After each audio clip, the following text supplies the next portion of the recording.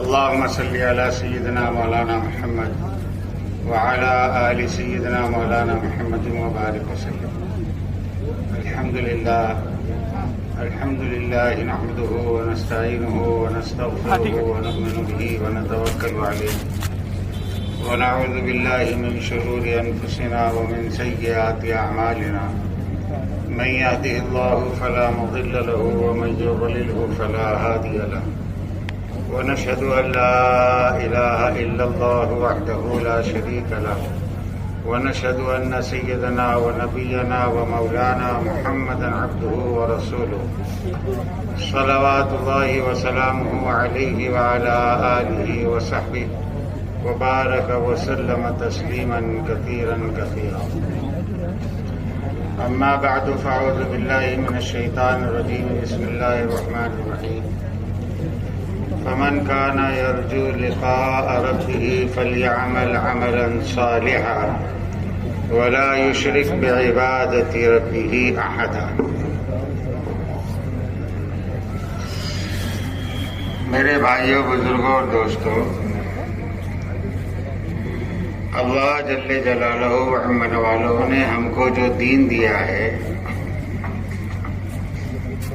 اس میں حقوق کی تعلیم ہے. پورا دین جو ہے حق کی تعلیم ہے کہ جی کس کا کیا حق ہے،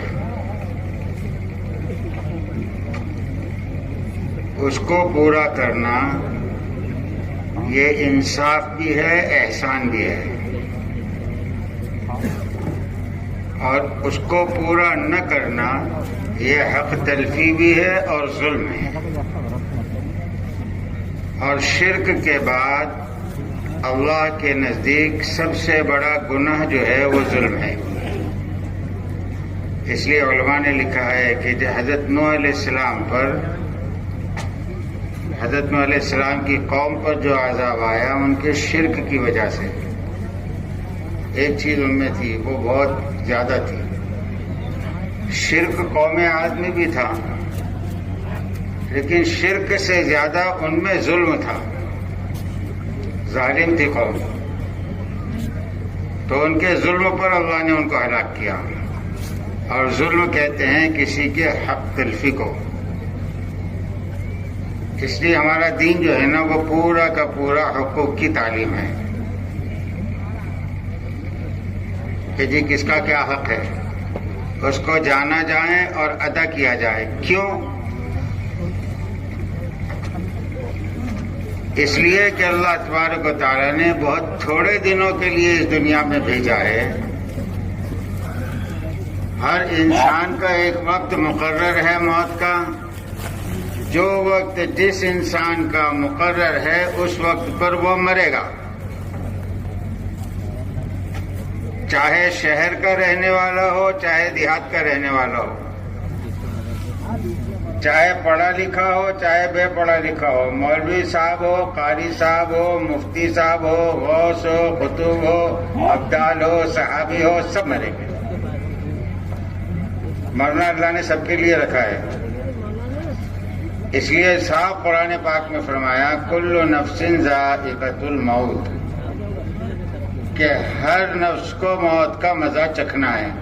جسے اللہ نے پیدا کیا ہے وہ مرے گا.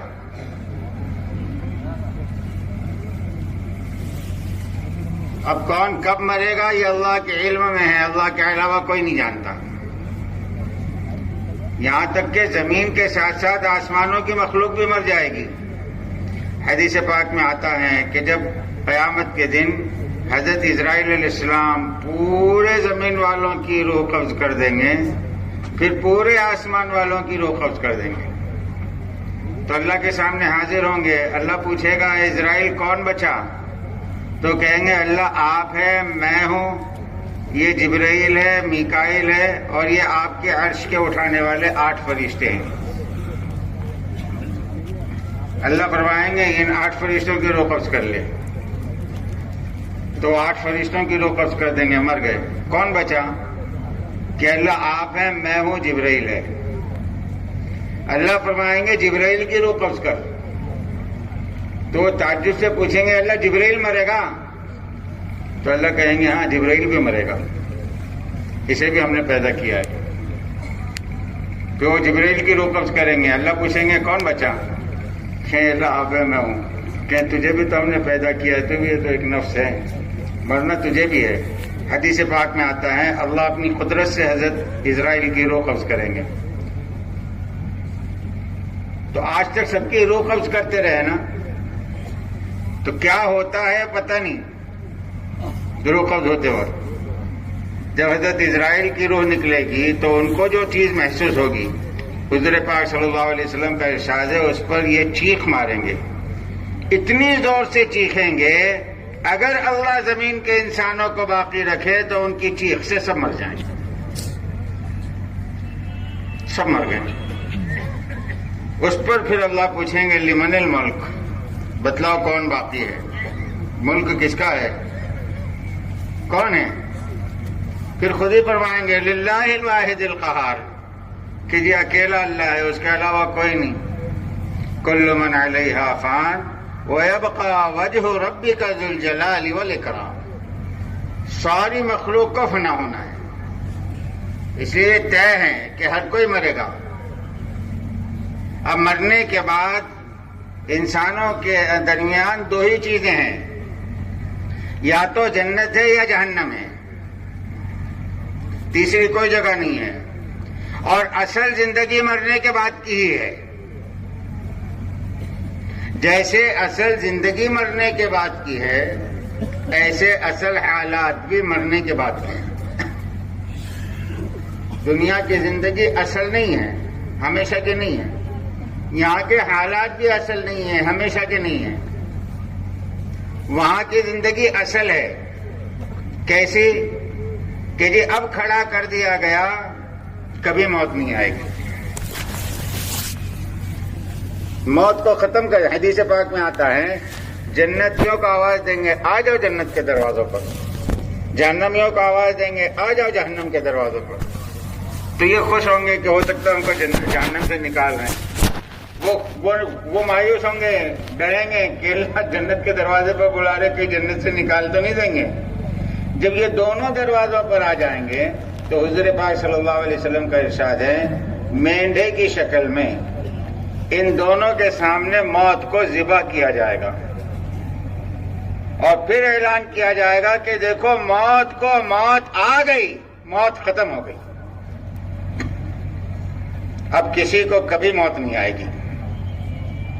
جو جہاں ہے ہمیشہ وہیں رہے گا. اب کبھی موت نہیں.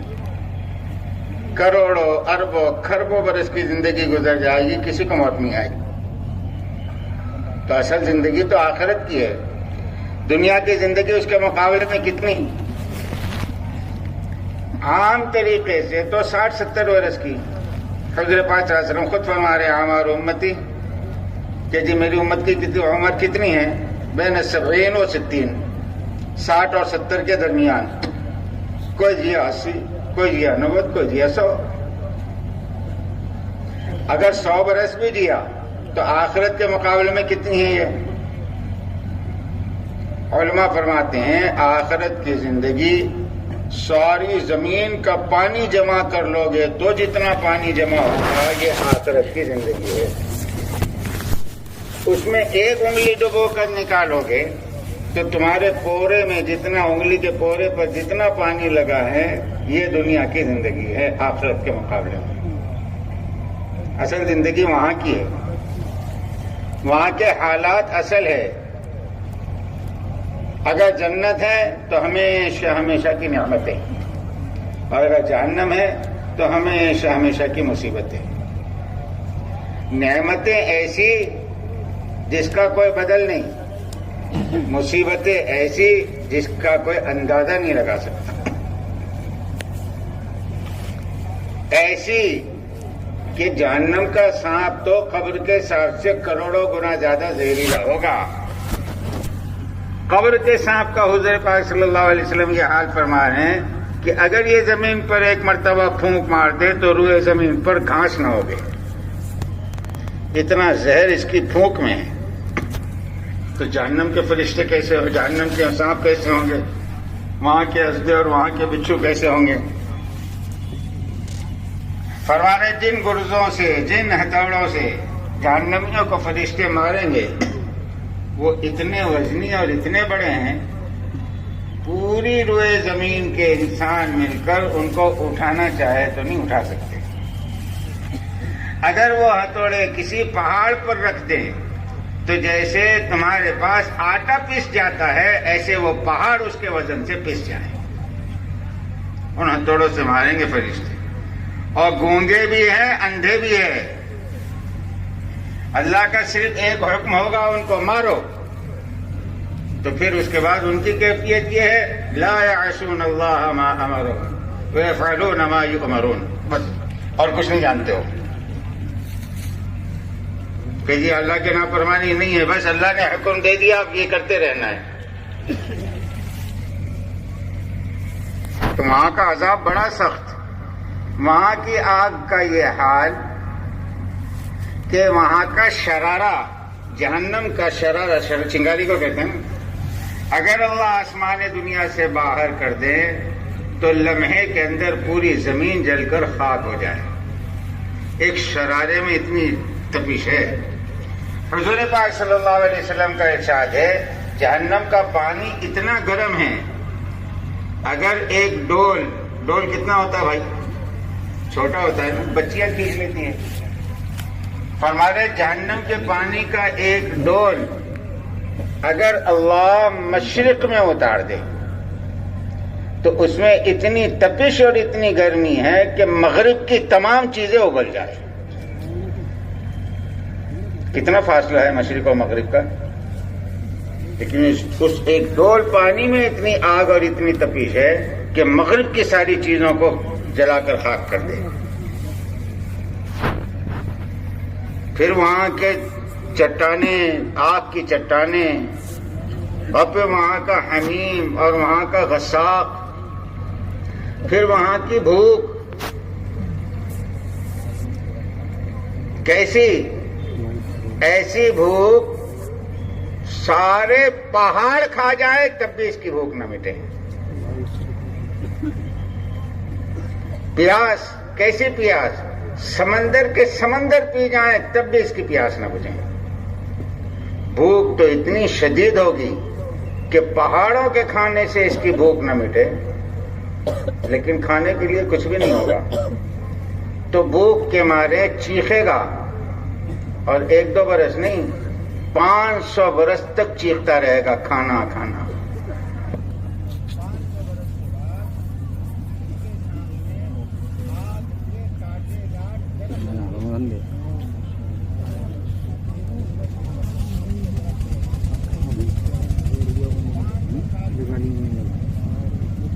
اس کے بعد کانٹے دار، اور وہ بھی کانٹے دار کس کے کانٹے؟ آگ کے کانٹے، آگ کا درخت وہ پیش کیا جائے گا۔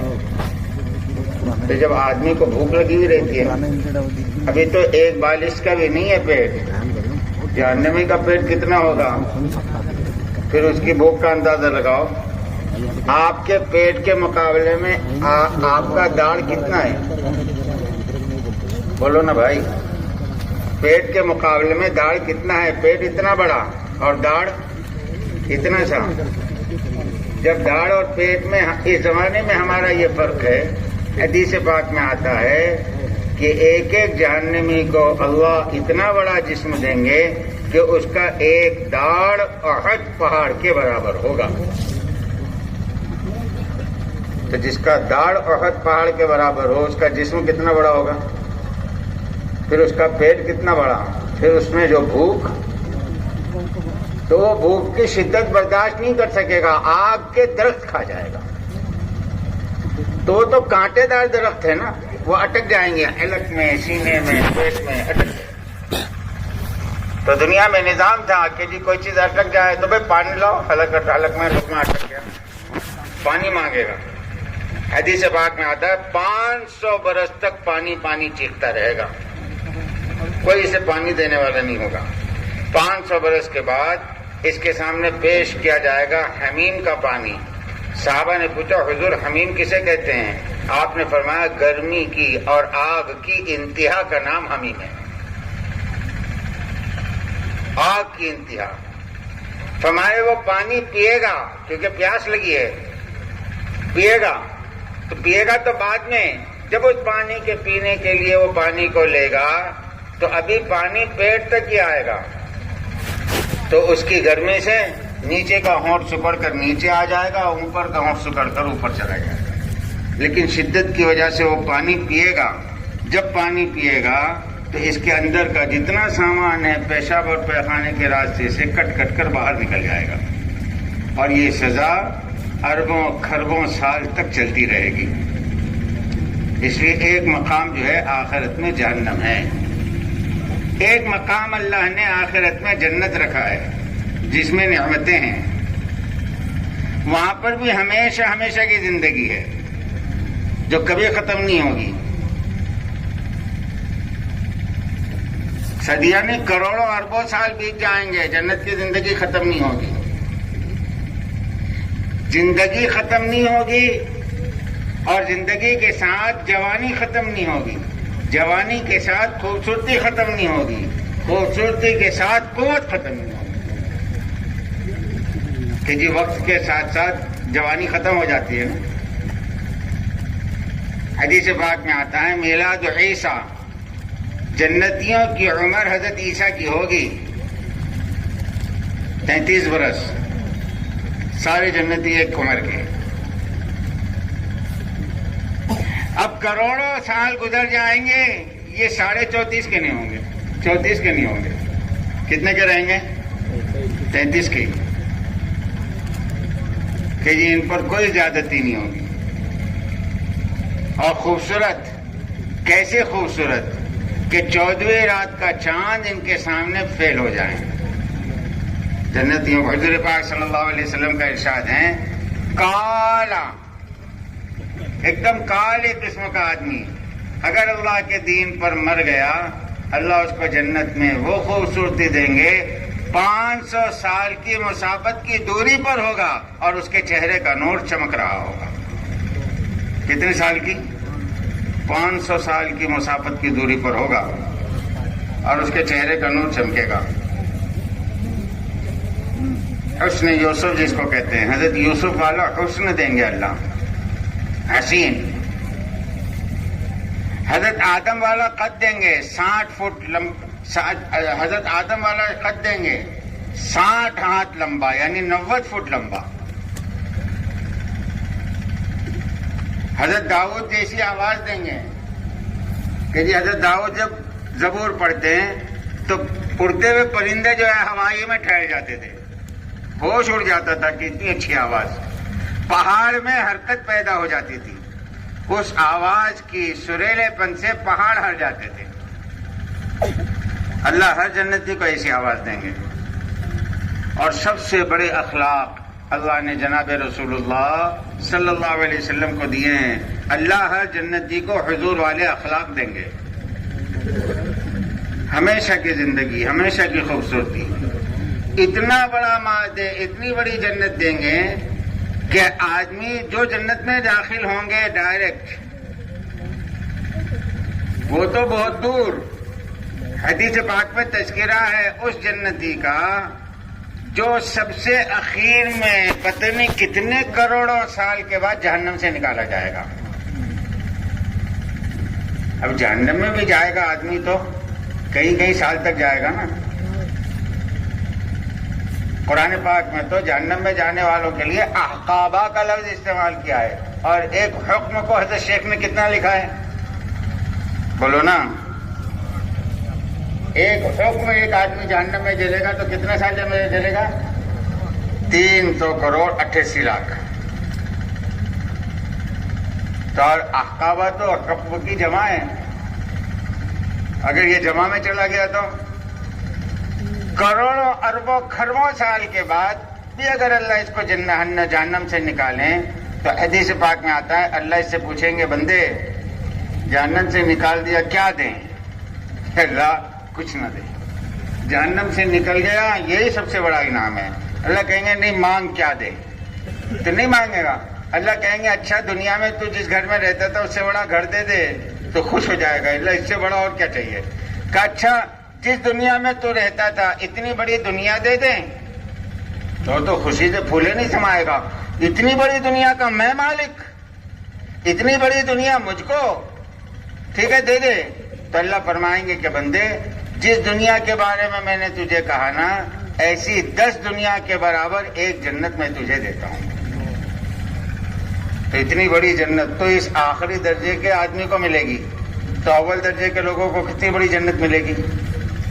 پھر جنت سونے چاندی کی, ساری اینٹیں سونے کی, ساری اینٹیں چاندی کی, اور اعلیٰ درجے کی جنت ہیں تو لبنتم من لؤلؤ بیضاء, لبنتم من لؤلؤ بیضاء, کہ جی سفید موتی کی اینٹیں.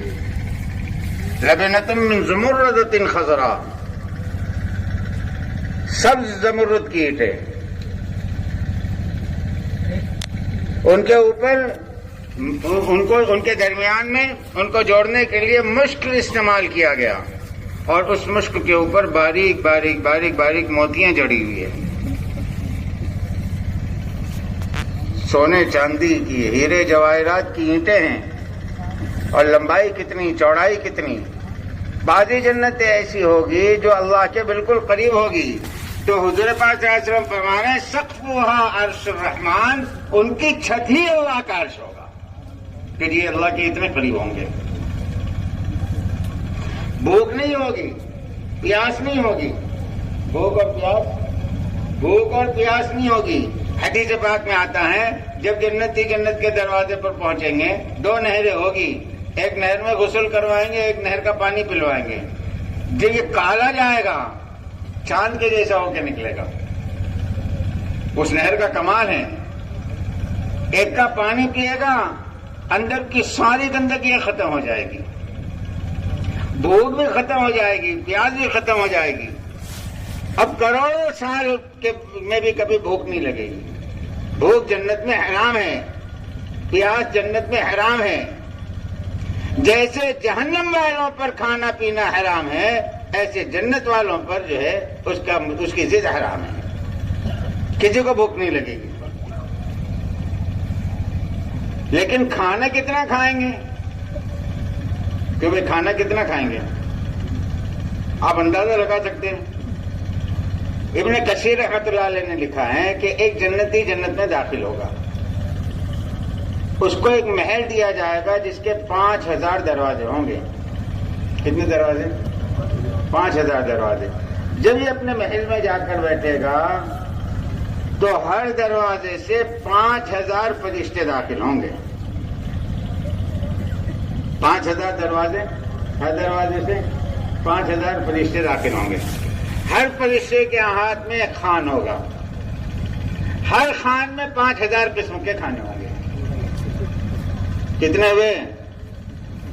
ارے کیلکولیٹر لایا نہیں لایا کسی نے, کتنے ہوئے سوچ سکتے ہیں.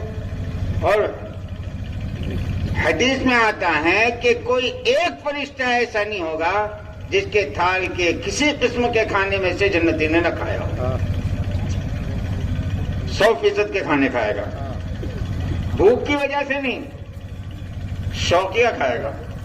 ارے شوق سے کھاتے نہیں کھاتے کہ جی دوپہر میں خوب پیٹ بھر کر کھا کر نکلیں. کہاں گئے کہ جی تھوڑا باغیچے میں گھومنے گئے, زو پر گھومنے گئے, چوپاٹی پر گھومنے گئے. ارے بھائی وہ پیٹیز دے, بھائی وہ وڑا پاؤ دے, ارے بھائی وہ پانی پوری دے, ارے بھائی تمہارے کو بھوک لگ رہی, کھانا وانا نہیں کھائے, ارے بولے کھایا کھانا, تو پھر یہ کیا کھا, ارے بولے گھومنے آئے نا شوق سے کھا رہا, بولے بھوک کی وجہ سے تھوڑی کھا رہا.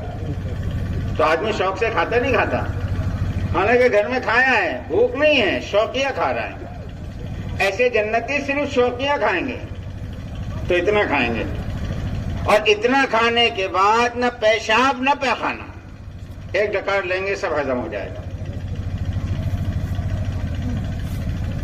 ایسی زندگی دیں گے اللہ, ہمیشہ کی خوبصورتی بھی دیں گے. پھر نہریں دیں گے, دودھ کی نہر, پانی کی نہر, شرابن طہورہ کی نہر. یہ نہریں دیں گے جو زمین پر چل رہی ہوگی, گڑھا نہیں ہوگا, اور بغیر بیچ کے کسی آڑ کے چل رہی ہوگی. نہ پانی دودھ میں ملے گا, نہ دودھ شراب میں ملے گی. محنت چل رہی ہوگی، بڑے بڑے محلات دیں گے، مشک کی تو چٹانیں ہوگی، بڑے بڑے پہاڑ ہوں گے، جنت کی گھاس زعفران کی ہوگی، جنت کی گھاس زعفران کی ہوگی، پھر اللہ اس کو لباس دیں گے۔ وہ لباس کیسا؟ حضور پاک صلی اللہ علیہ وسلم کا ارشاد ہے، اگر کوئی جنتی اپنے لباس میں سے آستین کو نکال دے، سب سے چھوٹا ٹکڑا ہوتا ہے نا جسم کا، وہ بھائی پیرن ہے تو پیرن کا ایک حصہ یہ ایک حصہ یہ، اور دو ہاتھ ہوتے ہیں تو چھوٹا کون سا ہوتا ہے؟ آستین، سب سے چھوٹا۔ حضور فرما رہے ہیں اپنا آستین اگر آسمان دنیا سے باہر پھینک دے، ساری زمین کے خزانے بیچ کر بھی وہ آستین کی قیمت ادا نہیں ہو سکتی۔ اور جیسے وہ آسمان دنیا سے باہر آئے گا، تمہارے سورج کی روشنی پھیکی پڑ جائے گی، اس میں اتنا نور ہے، اور اس کے آسمان دنیا سے اترتے ہی سارا عالم معطر ہو جائے گا۔ اس ایک کپڑے میں اتنی خوشبو ہے۔ ایسے ڈریس کتنے دیں گے اللہ؟ تمہیں گنتی ہوگی کہ نہیں، جتنے چاہیں اتنے دیں گے، درختوں سے جوڑے نکلیں گے، اس کے ارادے پر جوڑے آئیں گے۔ ہاں، پھر اللہ زندگی گزارنے کے لیے جیسے کھانے پینے دیں گے، بڑے بڑے محلات دیں گے، ایسے خوبصورت بیویاں دیں گے۔ وہ بیویاں کہ خود اللہ 20 جگہ قرآن پاک میں جن کی تعریف بیان کر رہا ہے کہ وہ پاکیزہ ہوگی، ازواج مطہرہ، پاک، اور ہمیشہ پاک رہے گی، کبھی ناپاک نہیں ہوگی۔ وہ پاک بیویاں ہیں اور ہمیشہ پاک رہے گی، کبھی ناپاک نہیں، پیشاب سے، پیخانے سے، ناک کے چپڑے سے، آنکھ کے چپڑے سے، کان کے میل سے، سب سے پاک۔ نہ اس کے آنکھ سے کوئی چیز نکلے گی، نہ ناک سے، نہ کان سے، اور پیشاب پیخانے سے پاک، پاک بیویاں۔ عرباً ابکارا، اور کیسی کنواری بیویاں کہ ان کی بکارت جو ہے، ان کا کنوارپن کروڑوں اربوں سال بیت جائیں گے تب بھی ان کا کنوارپن ختم نہیں ہوگا۔ تو آپ سوچو گے یار یہ بیویاں ملے گی، کنوارپن ختم نہیں ہوگا، تو ہم کیا خالی ان کو دیکھتے رہیں گے؟ نہیں، لوگ اس سے لذت حاصل کریں گے۔ حدیث پاک میں آتا ہے کہ جب جنتی پہلی مرتبہ اپنی بیوی سے ملے گا، تو بے شمار بیوی ہیں نا، پہلی مرتبہ جب اپنی بیوی سے ملے گا 40 سال تک اس کے ساتھ مشغول رہے گا۔ کتنے سال؟ 40 سال۔ جب یہ 40 سال کے بعد اپنی بیوی سے دور ہوگا تو وہ پہلے کی طرح باقی ہوگا۔ جب یہ دوسری طرف رخ کرے گا تو وہاں دیکھے گا حور، اس سے پوچھے گا تو کون؟ تو قرآن پاک کی جتنی آیتیں ہیں، ابھی دیکھو بھائی گنوا تو سکتا ہوں سب آیتوں کے ساتھ، لیکن مسئلہ یہ ہے کہ اسی میں بات ختم ہو جائے گی۔ دوسری آیت وہ اب ایک آیت پیش کرے گی کہ میں ہوں ازواج مطہرہ، جیسے اللہ نے کہا، تو وہ اس کے ساتھ 40 سال تک مشغول رہے گا۔ جب اس سے فارغ ہو کر ہٹے گا تو ایک اور خوبصورت بیوی نظر آئے گی، اس کو پوچھے گا آپ کون؟ تو کہے گی عرباً ابکارا۔ اس سے 40 سال کے بعد ہٹے گا تو کہ ہم کون ہیں؟ تو کہے گی اللہ نے قرآن پاک میں کہا نا کہ موتیوں کے جیسی بیویاں دیں گے، تو میں موتیوں کے جیسی ہوں۔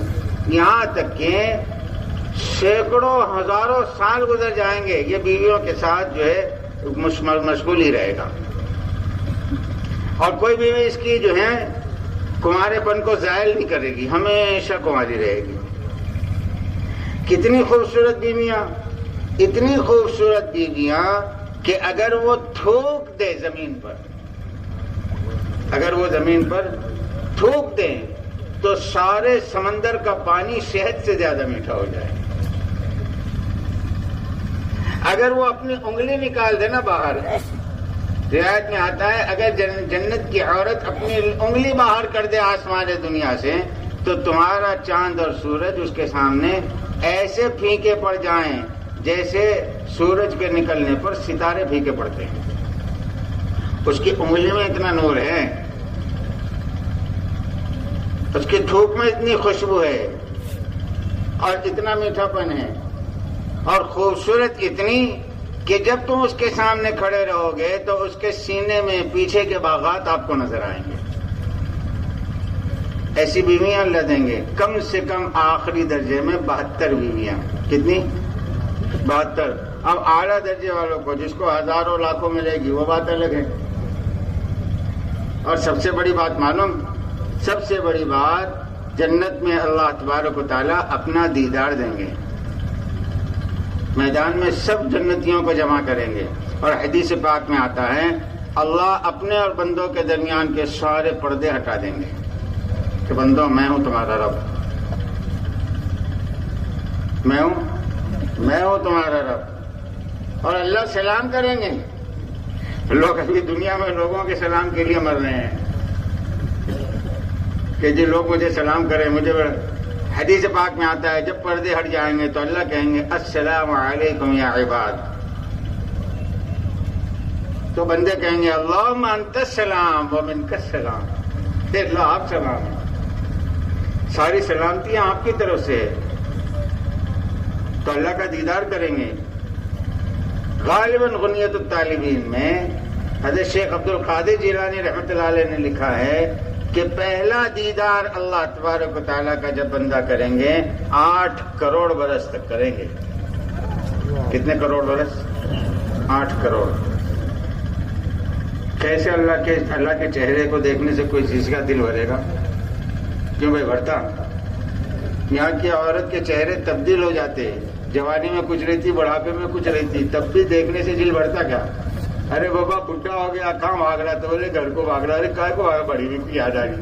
ارے بڑی بھی ابھی دیکھنے کے لائق بھی نہیں رہی تو بھی یاد آ رہی، بھاگ رہا بڑی بھی. اللہ کو چھوڑ سکتا ہے آدمی؟ اللہ پردے گرائیں گے، وہاں سے ہورے چلائے گی کہ اللہ ہمارا کیا، یہ تو جب تک آپ کو دیکھتے رہیں گے، آنے والے نہیں تو ہم تو گئے. تو حدیث میں آتا ہے کہ پردہ گروا دیا جائے گا اور کہا جائے گا کہ اب جنتوں کی نعمتوں سے نفع حاصل کرو. اور پھر اللہ اس وقت اعلان کریں گے کہ بندوں میں تم سے راضی ہو گیا، اب کبھی ناراض نہیں ہوں گا. اس لیے میرے بھائیوں، آخرت کی زندگی اصل ہے اور یہ 2 ہی مقام ہیں، یا تو جنت ہے یا جہنم ہے. اور حضور پاک صلی اللہ علیہ وسلم نے اس کی اتنی ترغیب دی ہے، اتنی تعلیم دی ہے، اتنا جہنم سے ڈرایا ہے، اتنا جنت کا شوق دلایا ہے کہ خود بذات خود اپنی ذات سے کہ آپ کا جہنم سے کیا لینا دینا؟ آپ کے لیے تو جنت بنائی گئی ہے. اس کے باوجود امت کی تعلیم کے لیے صبح شام 3 مرتبہ کہہ رہے ہیں اللہم، 7 مرتبہ کہہ رہے ہیں اللہم اجرنی من النار، اللہم اجرنی من النار. اے اللہ بچا لے جہنم سے، اللہ بچا لے جہنم سے. صبح شام 3 مرتبہ کہہ رہے ہیں اللہم انی اسألک الجنہ واعوذ بک من النار. اے اللہ جنت کا سوال کرتا ہوں، داخل کر دے جنت میں، اور تیری پناہ لیتا ہوں جہنم کے، بچا لے مجھ کو جہنم سے. کیونکہ اصل ہے نا، وہاں کا ناکام سب سے بڑا ناکام اور وہاں کا کامیاب سب سے بڑا کامیاب. جسے اللہ قیامت کے دن جہنم سے بچا لیں، فمن زحزح عن النار وادخل الجنة فقد فاز. جسے جہنم سے بچا کر جنت میں داخل کر دیا وہ کامیاب. اب جنت اور جہنم کے فیصلے ہے کس پر؟ حقوق کی تعلیم پر. اچھی طرح ذہن میں رکھ لیں کہ جہنم حق تلفی پر ہے اور جنت حقوق کی ادائیگی پر ہے. اس لیے ہمارا دین جو ہے نا وہ پورا حقوق کی تعلیم کا ہے. حق ہے، اس میں اور کچھ بھی نہیں. یہ حق ہے اور اس میں حقوق کی تعلیم ہے. اس لیے پوری دنیا میں حقوق کی تعلیم کہیں نہیں ہے. حق ہو تو حقوق کی تعلیم ہوگی نا، کہیں نہیں ہے حقوق کی تعلیم. چیزوں کی تعلیم ملے گی، لکڑوں کی، پتھروں کی، لوہے کی، کانچ کے ٹکڑوں کی، اناج کی، کپڑوں کی، یہاں تک کہ چاند کی مٹی کی بھی کیفیت ملے گی، ساری چیزیں ملے گی، لیکن حقوق کی تعلیم نہیں ملے گی. کوئی حقوق کی تعلیم دینے والا نہیں. حقوق کی تعلیم انبیاء علیہ الصلوۃ والسلام لے کر آتے ہیں. اب کس کا حق ہے؟ تو حضور پاک صلی اللہ علیہ وسلم تو حقوق کو ایک جملے کے اندر بتلا گئے کہ اتنی لمبی تعلیم ہے ہماری حقوق کی. الایمان 70، ایمان جو ہے وہ 70 سے اوپر شعبے ہے ایمان کے. الایمان بضع و70 شعبہ. اعلی قالوا لا الہ الا اللہ وادناها اماطۃ الاذى عن الطریق. اس کے بیچ میں جتنے ہیں سب کے حق ہیں. 70 سے اوپر شاخیں ہیں ایمان کی. پہلی شاخ لا الہ الا اللہ. اس لیے حقوق سب کے ہیں. سب سے پہلا حق ہر انسان پر کس کا ہے؟ تو سب سے پہلا حق ہر انسان پر اللہ کا ہے. پہلا حق. جس نے اللہ کا حق ادا کر دیا وہ کامیاب ہو گیا، اور جس نے اللہ کا حق ادا نہیں کیا وہ اللہ کا دشمن ہے. اور اللہ سے دشمنی لے کر کوئی جیت نہیں سکتا. اب اللہ کا حق کیا ہے؟ تو دیکھو اللہ اپنا حق خود قرآن پاک میں بتلا رہے ہیں. سب سے پہلا حق اللہ کا یہ ہے قل هو اللہ احد، کہ اللہ کو ایک مانے. کتنا مانے؟ اللہ کو ماننا ہی حق نہیں ہے، اللہ کو ایک ماننا حق ہے. ورنہ اللہ کو کون نہیں مانتا؟ کہ بھائی اللہ کو نہیں مانتے لوگ، سب مانتے ہیں، ایک نہیں مانتے. کمال حق جو ہے وہ ایک ماننا ہے. اللہ ہے اور کتنے ہیں؟ ایک. کہہ رہے ہیں هو اللہ احد الہکم الہ واحد. میرا اور تمہارا اللہ کتنا ہے؟ ایک ہے، دو نہیں. اور اللہ کہہ رہے ہیں اگر دو اللہ ہوتے تو زمین اور آسمان میں فساد ہوتا نہیں ہوتا. ایک اللہ ہے جس کا نتیجہ کیا ہے؟ ان جعل اللہ علیکم اللیل سرمدا الی یوم القیامہ من الہ غیر اللہ یأتیکم بضیاء. اگر اللہ تمہارے لیے رات کو کھڑا کر دے، دن ہی نہ لائے، تو تم بتلاؤ اللہ کے علاوہ کون ہے جو تمہارے لیے دن کو لائے گا؟ ان جعل اللہ علیکم النہار سرمدا الی یوم القیامہ من الہ غیر اللہ یأتیکم بلیل تسکنون فیہ افلا تبصرون. اگر اللہ دن کو کھڑا کر دے، سورج ہی نہ ڈبائے، تو کون ہے جو تمہارے لیے رات کو لائے گا؟ یہ اللہ کے ایک ہونے کی دلیل ہے نہیں ہے. اگر دو اللہ ہوتے، ایک اللہ ڈباتا، دوسرا اللہ کہتا تو نے ڈبایا اب میں نکالتا، تو رات ہی نہیں ہوتی تو سوتے کب؟ یا دونوں اللہ ڈبا ہی دیتے، کوئی نکالتا ہی نہیں، تو کمانے کب جاتے؟ کتنے اللہ ہیں؟ سب سے پہلا حق ہے اللہ کا کہ اللہ کو ایک مانا جائے. تمام نبیوں کی سب سے پہلی دعوت اللہ ایک ہے. اللہ کتنے ہیں؟ ایک ہے. یہ ہر نبی کی سب سے پہلی دعوت ہے. ایک یہ حق ہے. دیکھو مختصر عرض کر رہا ہوں. دوسرا حق یہ ہے کہ اس کے ایک ہونے کے ساتھ ساتھ اس کو مختار کل اور تمام مخلوق سے بے نیاز مانا جائے. اس لیے فرمایا اللہ الصمد. اللہ کیسے ہیں؟ بے نیاز. جو کسی کا محتاج ہو وہ خدا ہو نہیں سکتا.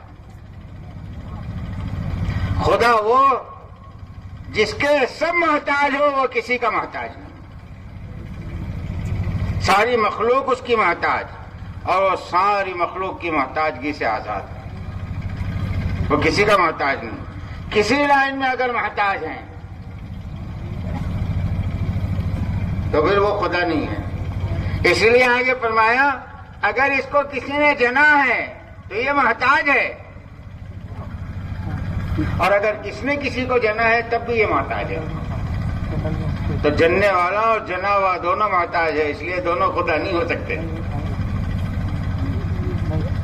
خدا ایک ہے اور وہ کسی کا محتاج نہیں ہے، سب سے بے نیاز ہے.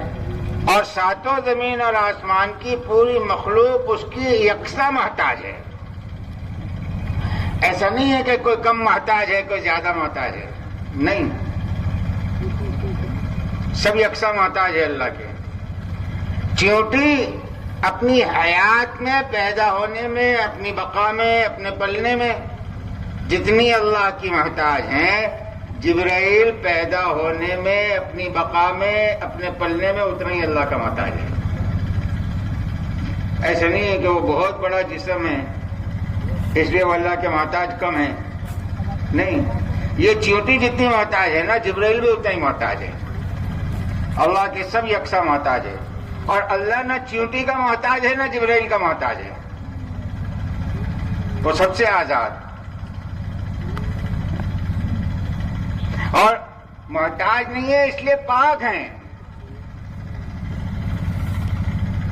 کیونکہ محتاج عیب جو ہے وہ محتاج بناتا ہے نا. تو اللہ عیبوں سے پاک ہے. کیسے ہیں بھائی؟ سبحان اللہ. ہمارا اللہ کیسا ہے؟ عیبوں سے پاک ہے. نہ کھاتا ہے نہ پیتا ہے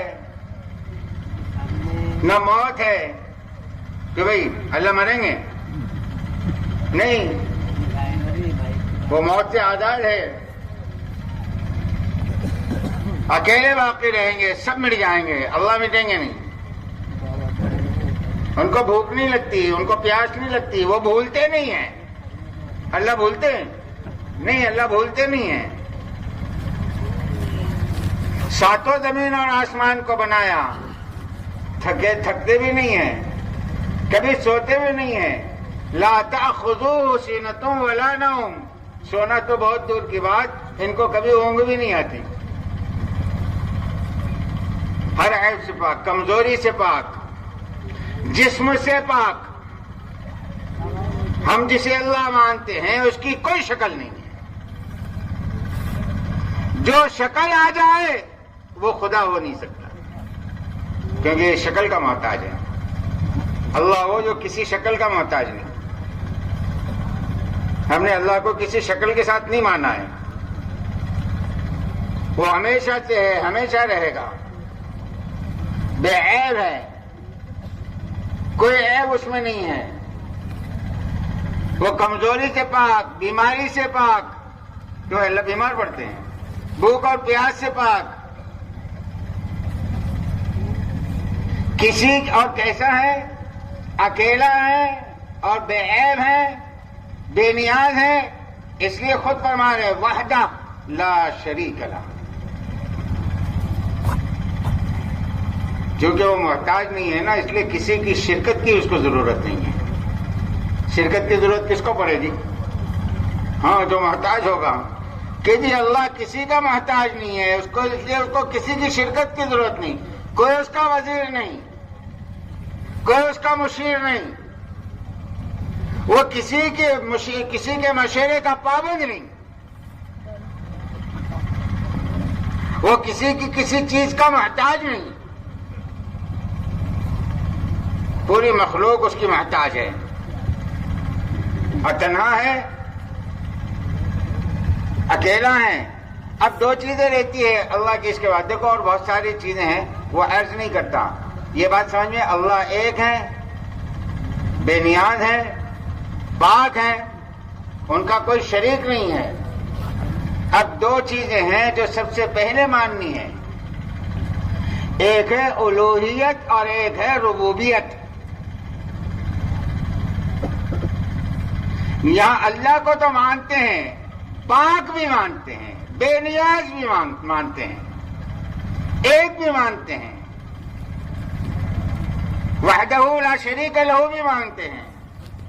ربوبیت میں آ کر اٹک جاتے ہیں کہ جی ضرورتوں کا پورا کرنے والا کون ہے.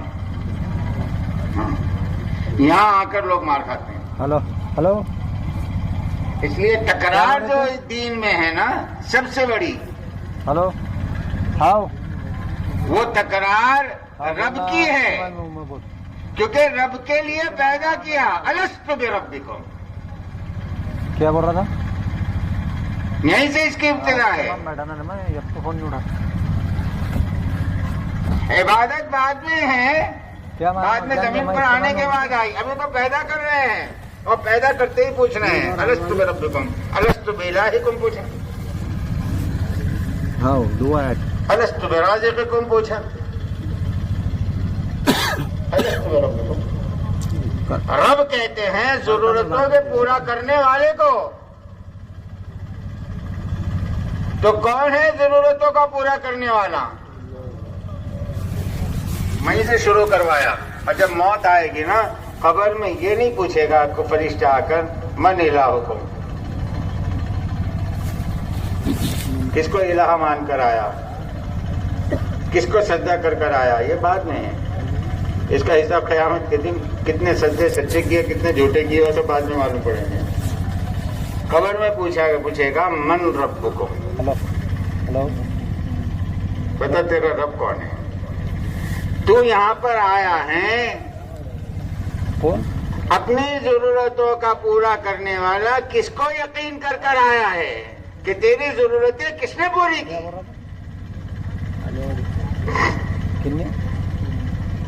اس لیے اس کی تکرار رکھیے. ہاتھ باندھتے ہی کہہ رہے ہیں الحمدللہ رب العالمین, کہ جی تعریف کرو. کس کی؟ اس اللہ کی جو تمام جہانوں کی, تمام مخلوق کی تمام ضرورتوں کا پورا کرنے والا, جس کو تم اور ہم نہیں جانتے. کتنے عالم ہیں اللہ جانتے ہیں, ان عالموں میں کتنی مخلوق ہے اللہ جانتے ہیں, اور ان مخلوق کی کتنی ضرورتیں ہیں اللہ جانتے ہیں. اور سب کو کون پورا کرتے ہیں؟ اللہ پورا کرتے ہیں. اللہ کے علاوہ کوئی پورا نہیں کر سکتا. اس لیے 5 مرتبہ دن میں نماز رکھی ہے. خالی فرض رکعتیں 20 رکھی ہے. کتنے رکعتیں رکھی ہیں؟ 20. اور ہر رکعت میں رب کی تکرار کتنی ہے؟ ہاتھ باندھ الحمدللہ رب العالمین, رکوع میں جا سبحان ربی العظیم, سجدے میں جا سبحان ربی الاعلیٰ. ایک رکعت میں کتنی تکرار ہوئی؟ چلو 7 ہی پکڑ لو, 7 ہی پکڑ لو اگر ایک رکعت میں, بلکہ 7 نہیں کتنی ہوئی؟ زیادہ ہوئی نا, 10 ہوئی. ایک رکعت میں 10 تو 20 رکعت میں کتنی ہوئی؟ بولو نا بھائی.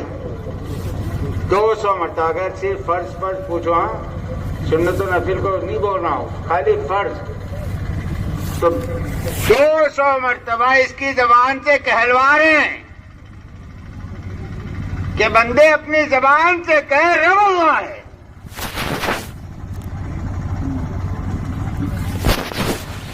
اب ہمارے دلوں نے اللہ کے علاوہ رب بنا رکھا ہے, بلکہ اب ہمارے دل جو ہے نا, ہمارے دل میں رب نہیں ہے, ارباب ہے.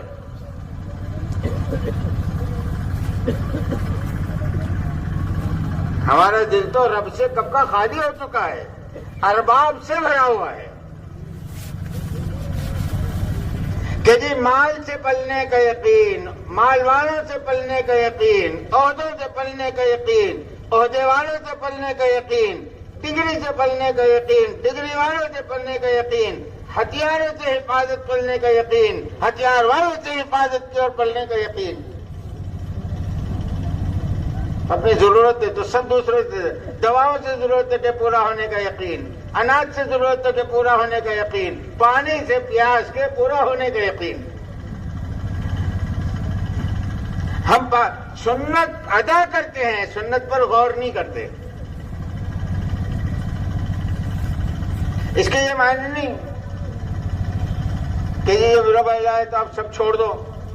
رب سب چھوڑنے کے لیے نہیں ہے. سب چھوڑ دو گے تو رب بھی چھٹ جائے گا. اچھی طرح سمجھ لو, اللہ نے دنیا کو دار الاسباب بنایا ہے اور ربوبیت ان اسباب کے ساتھ جڑی ہوئی ہے.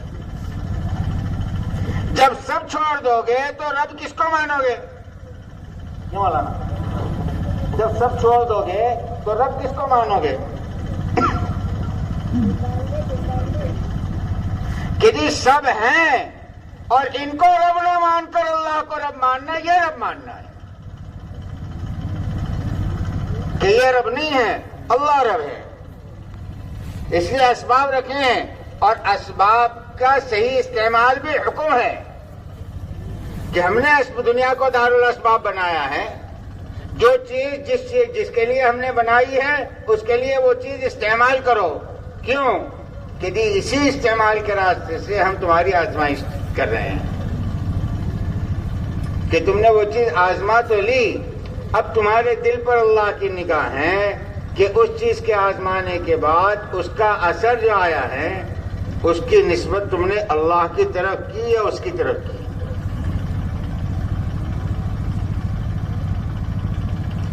اس لیے کھانا کھاتے برابر کیا کہہ رہے ہیں؟ کھانا کھاتے برابر کہہ رہے ہیں الحمدللہ سے شروع کرو دعا. کیوں؟ کہ جی فوراً دل کو اس طرف متوجہ کرو کہ اس کھانے سے ہماری ضرورت پوری نہیں ہوئی، اللہ نے ہماری بھوک کی ضرورت پوری کی. پانی سے ہماری ضرورت پوری نہیں ہوئی، اللہ نے ہماری پیاس کی ضرورت پوری کی. دوا سے ہماری ضرورت پوری نہیں ہوئی، اللہ کے پورا کرنے سے پوری ہوئی.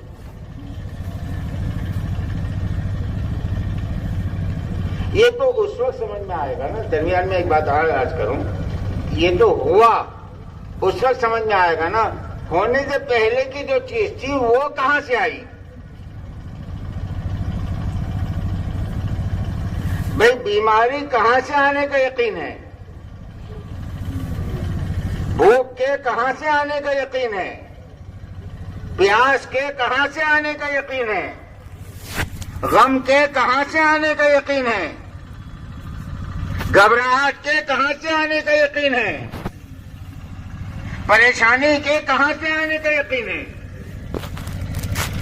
ہر آدمی کو اپنے دل کو ٹٹولنا چاہیے کہ ان سب چیزوں کے آنے کا یقین میرا مخلوق سے ہے یا اللہ سے ہے؟ کہ یہ سب چیزیں میرا دل کیا کہہ رہا ہے، اللہ کی طرف سے آئی ہے یا مخلوق کی طرف سے؟ کہ بھوک اللہ کی طرف سے آئی ہے، پیاس اللہ کی طرف سے آئی ہے، بیماری اللہ کی طرف سے آئی ہے، گھبراہٹ اللہ کی طرف سے آئی ہے، غم اللہ کی طرف سے آیا ہے. اب اس کا علاج کہاں سے آئے گا؟ جس کی طرف سے یہ آیا ہے اس کی ضد بھی اسی کی طرف سے آئے گی. جس اللہ کی طرف سے بھوک آئی ہے اسی اللہ کی طرف سے کھانا آئے گا. جس اللہ کی طرف سے پیا. مولانا یوسف صاحب رحمۃ اللہ علیہ فرماتے تھے پوری مخلوق مل کر کوئی حاجت پیدا نہیں کر سکتی، یہ ہے لا الہ.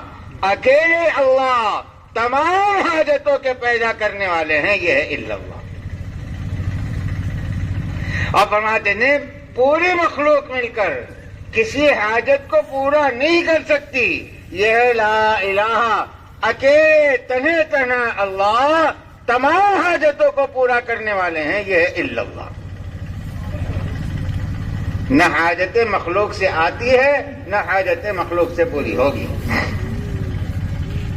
وہ رب ہے، حاجتیں بھی وہی پیدا کرتا ہے اور حاجتوں کو پورا بھی وہی کرتا ہے. اس لیے رب ہمارا دل رب کس کو کہہ رہا ہے؟ حاجتوں کا ضرورتوں کا پورا کرنے والا کس کو کہہ رہا ہے؟ پھر بول بدل جائیں گے، عمل بدل جائے گا، سوچ بدل جائے گی، نیتیں بدل جائے گی جب یہ رخ صحیح ہو جائے گا. ابھی تو مخلوق کی طرف کا رخ ہے نا. اس لیے دن میں 2 مرتبہ تسبیح بھاری ہے اور 2000 مرتبہ کسی مخلوق کی تعریف آسان ہے. اور تسبیح 200 مرتبہ ہے نا. بھاری ہے نہیں بھاری ہے؟ کسی ترغیب دے رہے ہیں کتنے اہتمام کے ساتھ 2 مرتبہ تسبیح پڑھنے والے، اور کروڑوں کی تعداد ہے اہتمام کے ساتھ صبح 8 بجے سے لے کر شام کو 8 بجے تک یا 5 بجے تک 8 گھنٹے تک چیزوں کو بولتے رہتے ہیں. کتنی مرتبہ بولتے ہوں گے؟ ابھی تو چیزوں کو رب سمجھ رکھا ہے کہ جی یہ ہماری ضرورتوں کو پورا کریں گی، اس لیے سب بھاگ رہے ہیں چیزوں کی طرف. اس لیے اللہ کا حق ہے کہ اللہ کو رب مانا جائے. کیا مانا جائے بھائی؟ بولو نا. ہاں، اللہ کو رب مانا. اللہ کے علاوہ کوئی رب نہیں ہے. میری ضرورتیں کس سے متعلق ہیں کہ جی اللہ سے متعلق ہے، اللہ کے علاوہ کسی سے متعلق نہیں. پھر اللہ کا سب سے بڑا حق یہ ہے کہ اس کی عبادت کی جائے، کیونکہ وہ الہ ہے. وہ کیا ہے؟ الہ ہے. اب اس میں 2 باتیں ہیں. اللہ کی عبادت کی جائے، تنہا اس کی عبادت کی جائے، اس کے علاوہ کسی کی عبادت نہ کی جائے. وہ اپنی عبادت پہ یکتا. اللہ اپنی اچھی طرح ذہن میں رکھ لیں، اللہ اپنی تمام صفات میں یکتا ہے اور لامحدود ہے. اللہ کی کسی صفت میں حد نہیں ہے. اس کے خزانے لامحدود، اس کا سننا لامحدود، اس کا علم لامحدود، اس کی تمام چیزیں لامحدود ہیں. لامحدود مانو گے تب تو پاک مانو گے. اگر آپ نے حد بندی کر دی تو پھر اللہ پاک نہیں رہے، کیونکہ حد بندی کے بعد اب کمی آ گئی، عیب آ گیا نا. کمی آ جانا عیب ہے، اور جس میں عیب آ جائے وہ خدا نہیں ہو سکتا، اور وہ تو عیب سے پاک ہیں. اس لیے کوئی چیز اس کی محدود ہے ہی نہیں. اس لیے وہ کمی سے بھی پاک، زیادتی سے بھی پاک. اللہ جو ہے کمی سے بھی پاک، اور بولو نا، ڈرو مت، کمی سے بھی پاک، زیادتی سے. اب آپ بولو گے کمی سے پاک تو ہمیں زیادتی سے پاک کیا مانے؟ زیادتی سے پاک اس لیے کہ جب آپ زیادتی مان لو گے تو کیسے مانو گے؟ کیسے مانو گے؟ بولو نا. زیادتی کیسے مانو گے؟ ایسے مانو گے نا کہ بھائی یہ 25 کلو کی تھی اب 40 کلو کی ہو گئی، یعنی زیادتی ہو گئی. تو پہلے آپ نے اس کی کمی مانی تب تو زیادتی مانی نا. پہلے آپ نے اس کی کمی مانی تب تو زیادتی مانی. اس لیے اللہ جیسے کمی سے پاک ہے، زیادتی سے بھی پاک. لامحدود ہے اس کی ہر چیز. اس لیے خود کہہ رہے ہیں کہ ہم تو ایسے ہیں کہ ہماری ثنا بھی تم نہیں کر سکتے. وہ تو ہم ہیں جو تمہاری ثنا کو ثنا کہہ دے، ورنہ پوری مخلوق کی ثنا بھی ہمارے نزدیک کسی حیثیت کوئی حیثیت نہیں رکھتی. ساری مخلوق میں سب سے زیادہ اللہ کی ثنا بیان کرنے والے حضور پاک صلی اللہ علیہ وسلم ہے نا. اسی لیے تو آپ کا نام احمد اور محمد ہے. لیکن حضور پاک صلی اللہ علیہ وسلم سجدے میں پڑھ کر کہہ رہے لا احصی ثناء علیک انت کما اثنیت علی نفسک. اللہ یہ قرار ہے تیری ثنا نہیں ہو سکتی.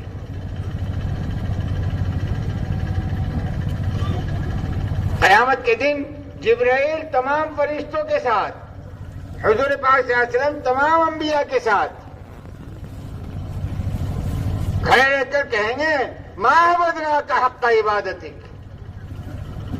اللہ ہم تیری عبادت کا حق ادا نہیں کر سکے. کیوں؟ ما عرفناک حق معرفتک، کہ ہم تو تجھے پہچان ہی نہیں سکے. لامحدود کو کیا پہچانیں گے؟ کہ وہ ذات ہے اتنی بڑی، آپ کیا ہے؟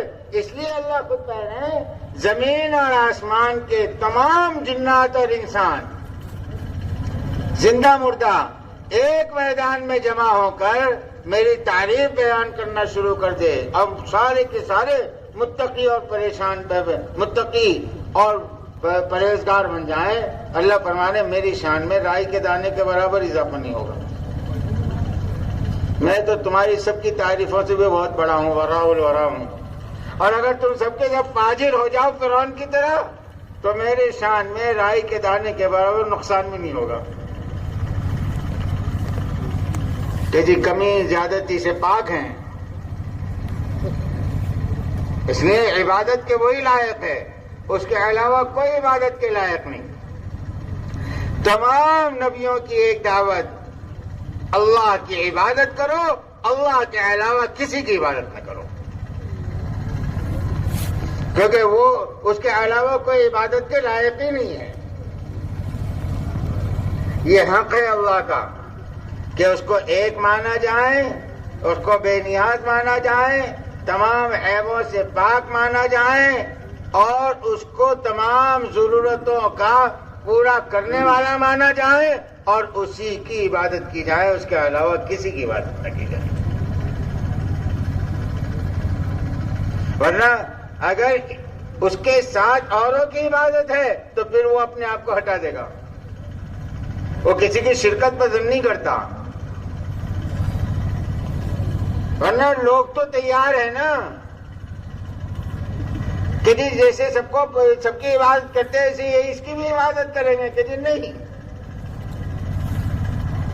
لا اعبد ما تعبدون ولا انتم عابدون ما اعبد ولا انا عابد ما عبدتم، کہ جی نبی کی آواز ہے، کہ جی نہیں، عبادت ہماری عبادت بھی مخصوص ہے، کیسی کہ ایسی ہوگی جو سوائے ہمارے اللہ کی کسی اور کے لیے ہرگز نہیں ہوگی۔ پیشانی جھکے گی صرف اللہ کے سامنے، ناک رگڑی جائے گی صرف اللہ کے سامنے، ہاتھ پھیلائے جائیں گے صرف اللہ کے سامنے، مدد کے لیے پکارا جائے گا صرف اللہ کو، کسی اور کو پکاریں گے غیر اللہ کو؟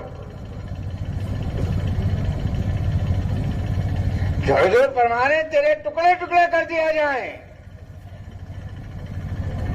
تجھے کھولتے ہوئے پانی میں پھینک دیا جائے، جلتی ہوئی آگ میں ڈال دیا جائے، اللہ کے ساتھ کسی کو شریک نہ کرنا۔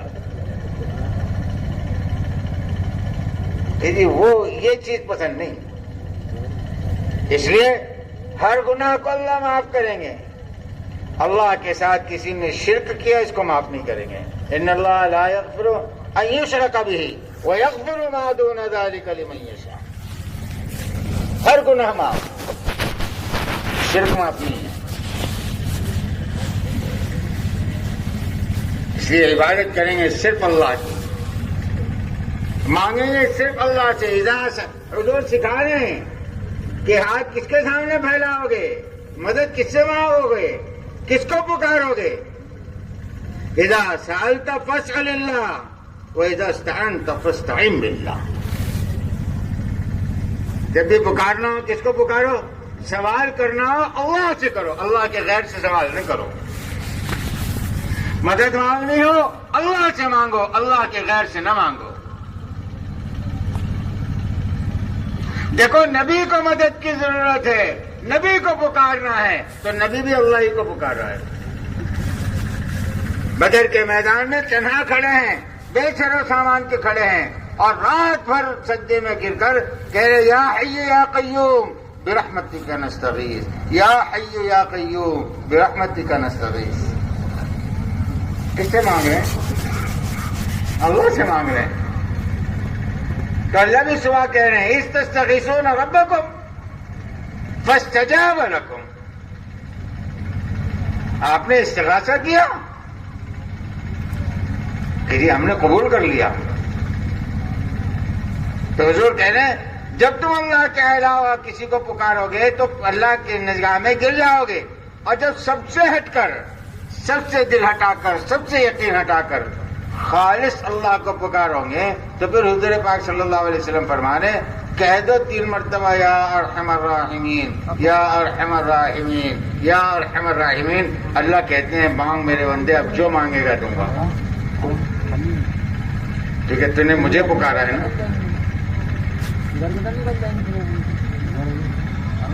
حدیث پاک میں آتا ہے جب بندہ کہتا ہے یا ربی یا ربی یا ربی، اے میری ضرورتوں کے پورا کرنے والے، جب اس کے دل میں اللہ کے علاوہ کوئی نہ ہونا، اگر اس حال میں اس نے اللہ کو ایسے پکارا ہے تو حدیث میں آتا ہے اللہ فوراً کہتے ہیں لبیک یا عبدی، حاضر ہو میرے بندے، مانگ کیا مانگتا ہے، کیونکہ تو میرا بن گیا ہے نا۔ جب میرے علاوہ تیرے دل میں کوئی نہیں ہے تو پھر میں ہوں نا تیری ضرورت کا پورا کرنے والا۔ اس لیے عبادت کس کی ہوگی؟ اللہ کی، صرف اللہ کی۔ اور عبادت میں سب سے بڑی عبادت جو ہے وہ نماز ہے۔ تمام احکامات عبادت ہے، لیکن شکل و صورت کے اعتبار سے، حقیقت عبادت کے اعتبار سے اگر کوئی چیز عبادت ہے تو وہ نماز ہے، کیونکہ دوسری عبادتیں حکم کی وجہ سے تو عبادت ہیں، لیکن اس میں شکل جو ہے نا عبادت کے علاوہ کی بھی ہے، عطا کی بھی ہے۔ زکوٰۃ دینے کو کہتے ہیں نا، تو دینا تو اللہ کی شان بھی ہے۔ روزہ بھوکا رہنے کو کہتے ہیں نا، تو یہ تو بھوکا پیاسا رہنا اللہ کی شان بھی ہے۔ لیکن نماز میں ہاتھ باندھ کر کھڑے رہنا، جھک جانا، پھر سجدے میں پڑھ کر اپنی پیشانی کو اور ناک کو رگڑنا، اور پھر ہاتھ اٹھا کر بھیک مانگنا، ان میں سے کوئی ایک چیز بھی اللہ کے لیے نہیں ہے۔ اس لیے اپنی ذات سے جو چیز عبادت ہے وہ نماز ہے، اور اللہ کو تمام چیزوں میں سب سے زیادہ پسند نماز ہے۔ اس لیے اصل عبادت ہے نا، تمام چیزوں میں چھوٹ ہے، تمام چیزوں میں وقت سے دوری ہے، کہ جی نماز میں نہیں ہے۔ نماز روزانہ ہے، ہر کسی پر ہے، کوئی عذر کسی کا قابل قبول نہیں ہے۔ سال میں ایک مرتبہ نہیں، رمضان کے روزے سال میں ایک مرتبہ ہے، سال میں ایک مرتبہ نہیں، 7 سال میں ایک مرتبہ ہے، زندگی میں ایک مرتبہ نہیں کہ جی حج زندگی میں ایک مرتبہ ہے۔ نماز دن میں 5 مرتبہ ہے، اور روزانہ ہے، اور ہر مرد اور عورت پر فرض ہے، اور انسان کی دنیا اور آخرت کی تمام ضرورتوں کو اللہ نے اس عبادت کے ساتھ جوڑ رکھا ہے۔ کنیکشن جو ہے نا سب کا نماز سے ہے۔ جس نے نماز چھوڑا نا، اس کے دنیا کی ضرورت کی تار سوئچ میں سے نکل گئی، اور جب سارکٹ میں سے تار نکل گئی تو لائٹ بجھے گی کہ جلے گی؟ بولو نا۔ اب کوستے رہو آپ لائٹ کو، کم بخت جلتی نہیں، کم بخت جلتی نہیں۔ ارے کم بخت اس لیے نہیں جلتی کہ یہاں سے وائر نکلا ہے نا۔ ہاں، ایسے نماز چھوڑ گئی نا تو پھر آپ کا وائر نکل گیا، اب اللہ کی طرف سے آپ کی ضرورتوں کے پورا ہونے کا نظام ختم، اب آپ پریشان ہیں۔ تو لوگ کوس رہے ہیں، مہنگائی کو کوئی کوستا ہے، کوئی لوگوں کو کوستا ہے، کوئی رشتہ داروں کو کوستا ہے، کوئی بچوں کو کوس رہا ہے، کوئی شوہر سے جھگڑا کر رہا ہے، کوئی بھائی سے جھگڑا کر رہا ہے، کوئی حکومتوں کو کوستا ہے، ورنہ آخر میں جو ہے اپنے دل کو بہلانے کے لیے تو ہے ہی، ارے یار کسی نے کرنی کر دیا، چلو یہ بھی ایک راستہ ہے، عاملوں کے کمائی کا راستہ تو بن جاتا، کم سے کم آپ کی بگڑی ان کی تو بن گئی، آپ کی بگڑی ان کی تو بنی نہیں بنی۔ ہاں، کس نے کرنی کیا؟ اس نے کرنی کیا۔ میری کرنی ہے کہ میں نے نماز چھوڑ دی، وہ نہیں دیتا، کرنی ہی کا پھل ہے، لیکن اپنی کرنی کا پھل ہے، دوسروں کا نہیں۔ اچھا، کسی کی کرنی اثر کب کرے گی؟ وہ اللہ سے بڑی ہے یا کرنے والا اللہ سے بڑا ہے؟ کہ بھائی اللہ کی مرضی کے بغیر ہوگا کہ جی اللہ سے جڑ جاؤ نا، ساری کرنیوں کے کرنے والے تو وہی ہے، اور جتنے کرنی دنیا میں کرنے والے ہیں ان کے بھی مالک وہ ہے، سب کو سدھارنا بھی جانتے ہیں، سب کو بگاڑنا بھی جانتے ہیں۔ ہم اللہ سے کٹے ہوئے ہیں اور بولیں گے اللہ سے نہیں مانتے ہیں۔ اللہ، نماز سے کٹنا اللہ سے کٹنا ہے۔ جو نماز سے کٹ گیا وہ اپنے معبود سے کٹ گیا. جب عبادت ہی نہیں رہی تو پھر کاہے کا مذہب، کاہے کا دین؟ دین بغیر عبادت کے ہوتا ہے، مذہب بغیر عبادت کے ہوتا ہے. کہ جی مذہب تو عبادت کو کہتے ہیں، اور عبادت جو ہے وہ نماز ہے. نماز سے بڑھ کر کوئی عبادت نہیں. اور اللہ کا احسان اتنا ہے کہ اللہ نے 5 وقت کی نماز رکھی ہے.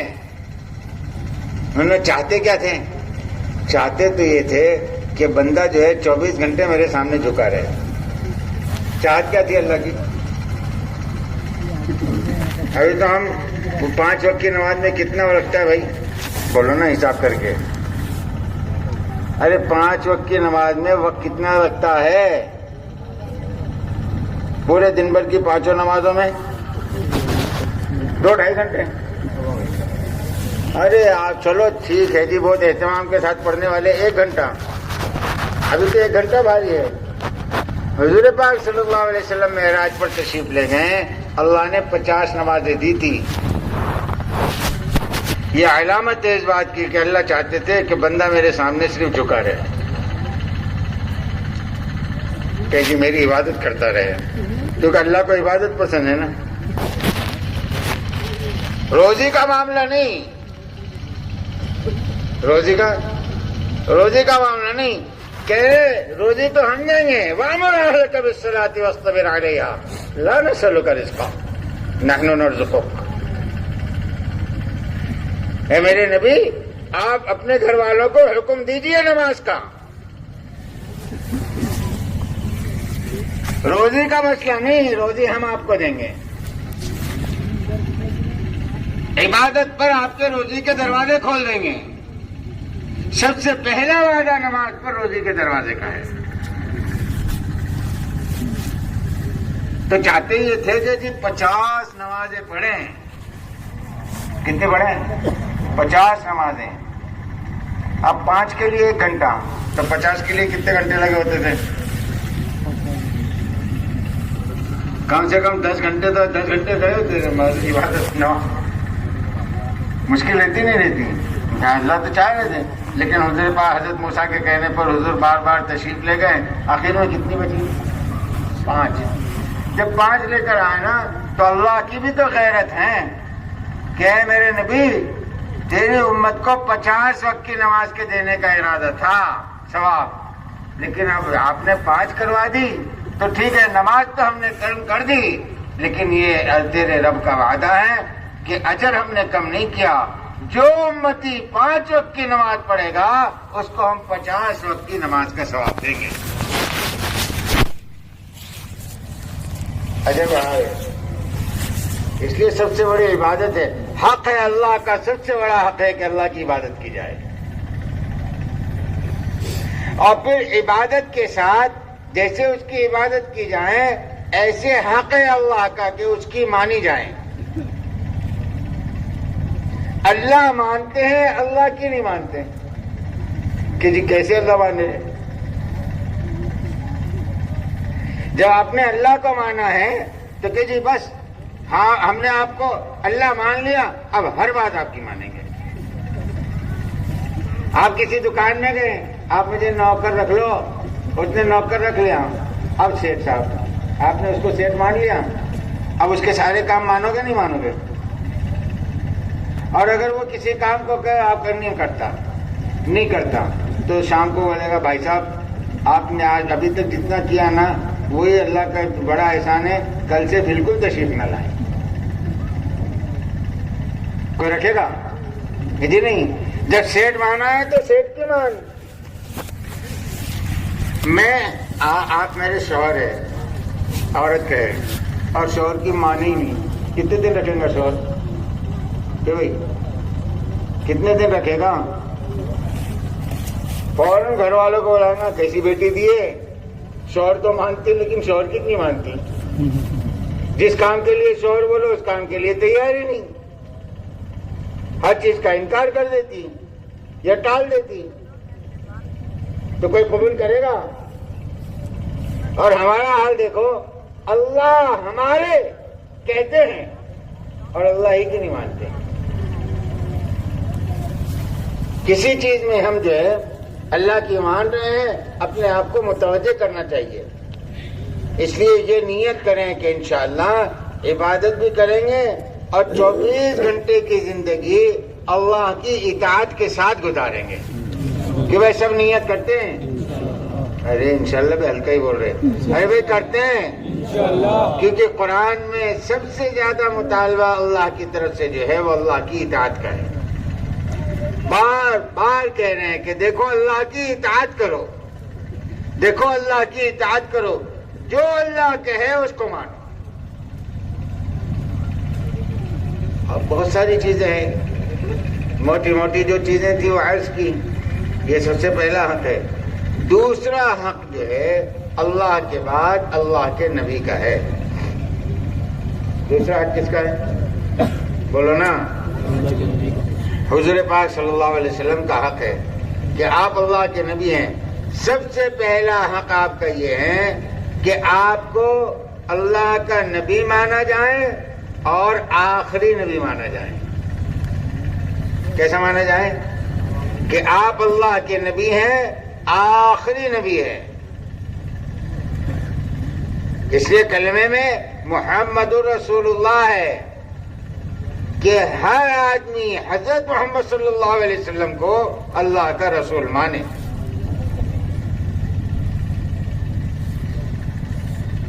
کہ یہ اللہ کے رسول ہیں. اور کیسے ہے؟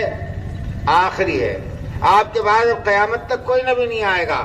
اگر کسی نے نبوت کا اعلان کیا یا نبوت کا دعویٰ کیا تو وہ جھوٹا ہے. حضور پاک صلی اللہ علیہ وسلم آخری نبی ہے. صاف اعلان ہو چکا اللہ کی طرف سے اب کوئی نبی نہیں آئے گا. حضرت عیسیٰ قیامت سے پہلے آئیں گے تو وہ حضور پاک صلی اللہ علیہ وسلم کے امتی کے طور پر آئیں گے، اپنی نبوت کے اعتبار سے نہیں آئیں گے، اپنی شریعت لے کر نہیں آئیں گے.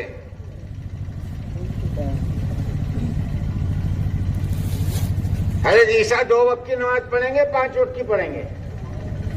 ارے بولو نا. اور ان کی شریعت میں 5 وقت کی تھی کیا؟ تو کس کی شریعت پر پڑھ رہے ہیں؟ اتنا جتنے سال زندہ رہیں گے رمضان کے روزے رکھیں گے نہیں رکھیں گے؟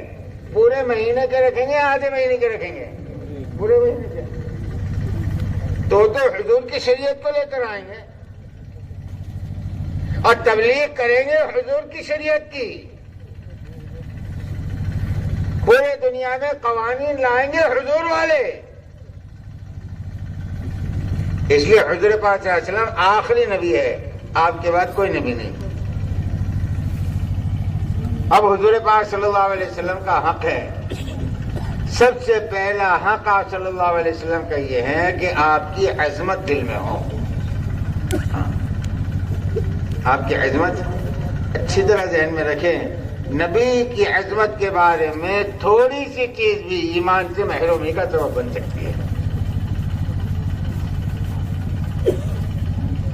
اس لیے سب سے اللہ کے بعد سب سے زیادہ عظمت والی ذات کس کی ہے؟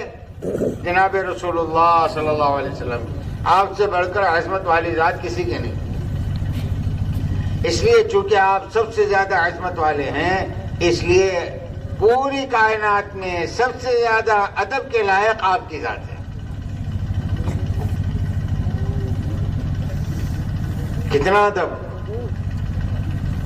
کہ حضرت ابو بکر حضرت عمر حضور پاک صلی اللہ علیہ وسلم کے پاس بیٹھے ہیں، آپس میں بات کرتے کرتے کسی چیز پر دونوں کی آواز تھوڑی بلند ہو گئی، تھوڑی سی بلند. بس اتنا ہی ہوا کہ حضرت جبرائیل آئے. صرف اتنا ہوا اور حضرت جبرائیل آئے کہ ایمان والو اپنی آواز کو نبی کی آواز سے بلند نہ کرو. لا ترفعوا اصواتکم فوق صوت النبی. کیسے تم نے آواز بلند کر دی؟ اگر تمہاری آواز نبی کی آواز سے بڑھ گئی تو تمہارے پچھلے جتنے عمل سب غارت ہو جائیں گے، کچھ باقی نہیں رہے گا. یہ ہمارے نبی کا ادب ہے. کہ قابل احترام اور قابل ادب ہمارا نبی ہے، اور حضور پاک صلی اللہ علیہ وسلم کا حق یہ ہے کہ آپ کی اطاعت کی جائے، ہر بات آپ کی مانی جائے، چاہے سمجھ میں آئے یا نہ آئے۔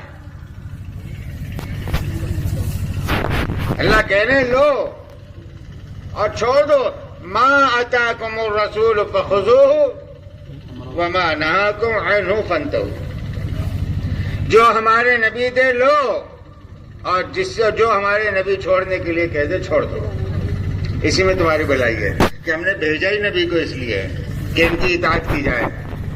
اور قرآن پاک میں جب بھی اللہ نے اپنی اطاعت کو بیان کیا ہے نا، حضور کی اطاعت کے بغیر بیان نہیں کیا، یہ کمال دیکھ لو۔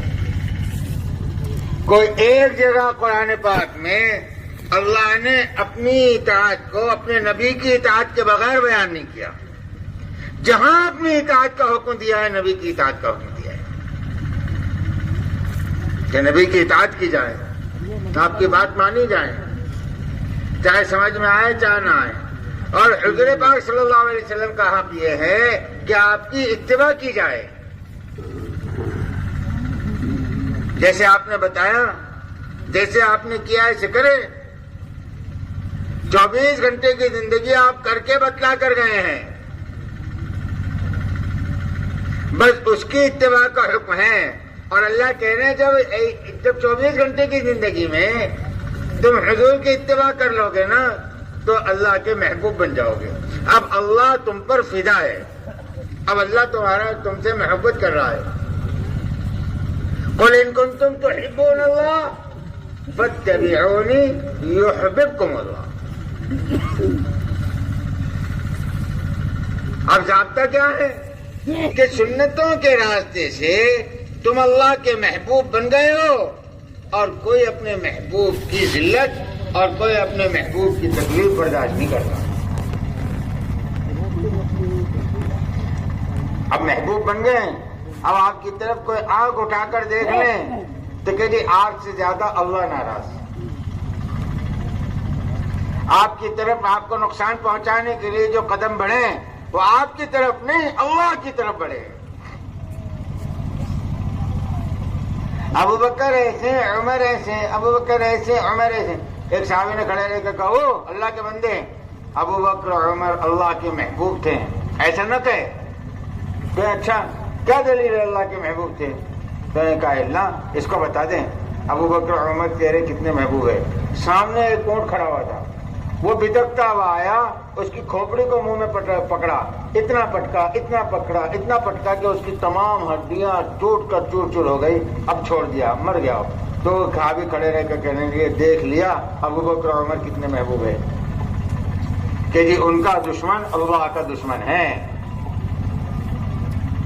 جب محمدی بن جائیں گے نا تو پھر ہم اللہ کے دوست ہیں، اور دوست کا دشمن اپنا بھی دشمن ہوتا ہے۔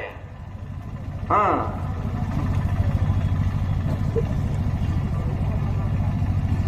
پھر اللہ کہہ رہے ہیں کہ ان کی طرف بڑھنے والے ہماری طرف بڑھنے والے ہیں، اور جو ہمارے دوستوں کے مقابلے پر آئے ہیں انہوں نے اللہ کے ساتھ اعلان جنگ کیا ہے۔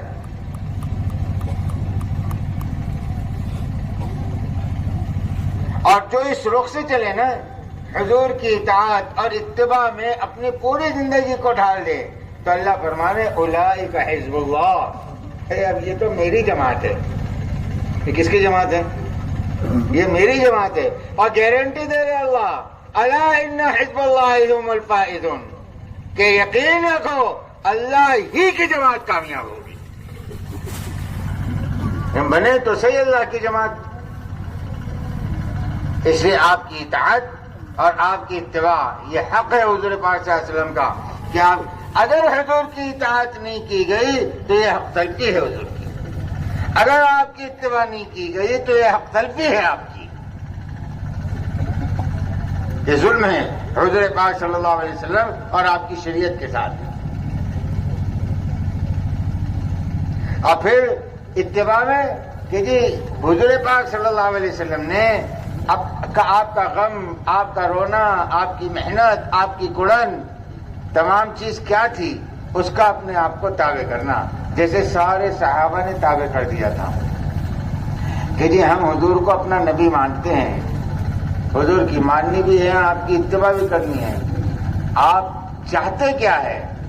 تو بچے ایک ہی درد، ایک ہی قرآن، ایک ہی فکر، اے اللہ میرا لایا ہوا دین اپنی حقیقت کے ساتھ امت میں زندہ ہو جائے۔ یہ حضور کی قرآن، یہ حضور کا فکر، اور یہ تمام صحابہ کی قرآن اور فکر بن گیا۔ آج ہم تمام سنت، اس کو سنت ہی نہیں سمجھ، پہلا سب سے بڑا مسئلہ یہ میرے بھائیوں کہ ہم اس کو سنت ہی نہیں سمجھ رہے ہیں۔ انسانیت کا درد و غم اپنے اندر لینا، انسانیت کے لیے کڑنا، انسانیت کے لیے تڑپنا، انسانیت کی بھلائی کی اور آخرت کے لیے اپنی جان اور مال لگانا، ہم اس کو سنت ہی نہیں سمجھ رہے۔ تمام سنتوں کو سنت سمجھ رہے ہیں، اور یہ سنت کبریٰ ہے، سب سے بڑی سنت ہے، پوری زندگی آپ صلی اللہ علیہ وسلم نے اسی پر لگائی۔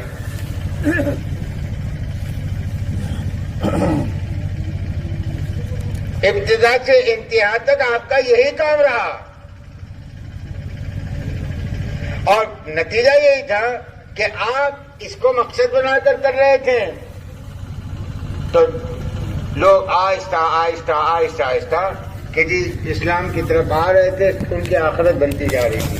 پھر جتنے آئے انہوں نے حضور کا یہی درد و غم لیا، تو اس کا نتیجہ یہ ہے تمام بر اعظم کے اندر پہلی صدی میں ہی، پہلی اور دوسری صدی میں ہی پوری دنیا کے چپے چپے تک اسلام پہنچ گیا، کوئی چپا نہیں بچا تھا کہ جی کیا ہوا اتنا پوری دنیا میں اسلام پھیل گیا کہ جی حضور تو اکیلے تھے کہ یہ آپ کا غم صحابہ میں، آپ کی فکر صحابہ میں منتقل ہوئی،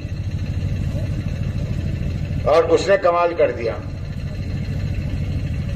اگر آج ایمان والے بھائی اس وقت کتنے تھے اور کتنوں کا رخ پھیرا گیا اس کو اندازہ ہوگا۔ اس وقت تو ایک ایمان والے کے حصے میں صرف 5 یا 6 ہیں، کتنے ہیں بولو نا؟ 700 کروڑ کی آبادی ہے، 200 کروڑ ہیں مسلمان، ایک کے حصے میں کتنے ہیں؟ 5۔ آسان ہے مشکل ہے؟ ارے ہر صورت میں آسان ہے مشکل ہے، کوئی بھی صورت لے لو، آسان ہے؟ وہ تو 1.25 لاکھ تھے، لاکھوں کی ہدایت کا ذریعہ بن گئے، ہم 200 کروڑ ہیں۔ مسئلہ یہ ہے کہ جو انہوں نے لیا وہ ہم نہیں لے رہے ہیں۔ انہوں نے ابو جہل کا مذہب چھوڑا اور ابو جہل والی فکر بھی چھوڑی، ابو جہل والا غم بھی چھوڑا، اور حضور والی محنت اور حضور والی فکر اختیار کی۔ ہمارا معاملہ ایسا ہے، ہم نے ابو جہل والے مذہب کو چھوڑا ہے، لیکن فکر اور غم کے اعتبار سے ہم ابو جہل کے ساتھ چل رہے ہیں۔ اس کا فکر دنیا کا تھا، ہمارا فکر دنیا کا ہے۔ صحابہ کا فکر اپنی دنیا کو دین پر لٹانے کا تھا، ہمارا فکر اپنے آپ کو کھپا کر اپنی دنیا بنانے کا ہے۔ یہ فرق ہوا ہے۔ وہ جو ذہنوں میں بات آ رہی ہے نا، صحابہ کی مدد، صحابہ کی مدد، تو بھائی صحابہ تو بہت تھوڑے تھے، ان کی مدد اتنی کی جاتی تھی، تو بھائی ان کی مدد جو ہے وہ تو ان کی زندگی پر کی جاتی تھی نا، ان کے یقین پر، ان کی فکروں پر، ان کی نیت پر ان کی مدد کی جاتی تھی۔ ورنہ جہاں تھوڑی نیت بگڑی تو صحابہ سے بھی مدد اٹھا لی اللہ نے۔ ہمارے تو پورا ڈھانچہ ہی بگڑا ہوا ہے اور ہم مدد کو پکار رہے ہیں، اور وہاں پر تو حنین میں صرف تھوڑی سی نیت بگڑی۔ میں نیت بھی کیا بگڑی، نیت تو اللہ کی تھی، بس تھوڑا سا یہ پیدا ہو گیا کہ یار اب اس مرتبہ اپن بہت زیادہ ہے، اس مرتبہ اپن بہت زیادہ ہے۔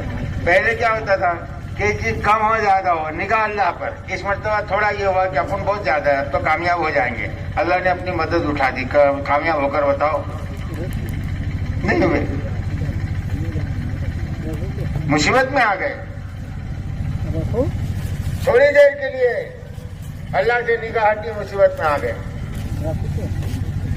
ہم اللہ کی مدد کو پکار رہے ہیں اور 24 گھنٹے کے اعتبار سے اللہ سے غافل ہے.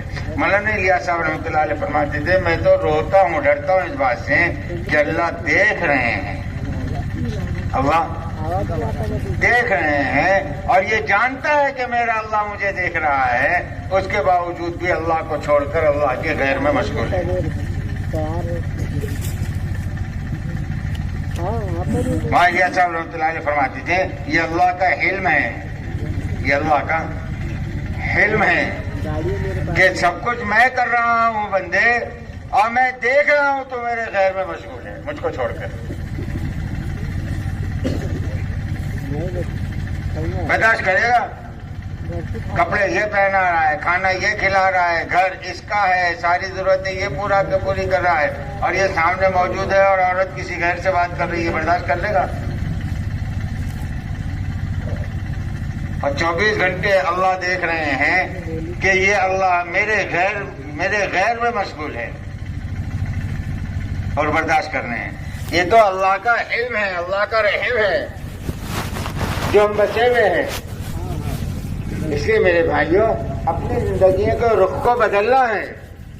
جیسے صحابہ کو حضور نے مزاج پر اٹھایا تھا، ایک محنت کے اس محنت پر اٹھنا ہے کہ بھائی سب اس کی نیت کرتے ہیں. انشاءاللہ بہت ہلکا بنتے آپ لوگ. ارے بھائی نیت کرتے ہیں. اب چلو اس محنت کو کرنے کے لیے اپنے زندگی کے رخ کو بدل کر اپنے آپ کو اور عالم کے رخ کو بدلنے کی نیت کے ساتھ کون ہمت کرتا ہے کہ انشاءاللہ میں 4 مہینے اللہ کے راستے میں لگاؤں گا؟ فرما بھائی.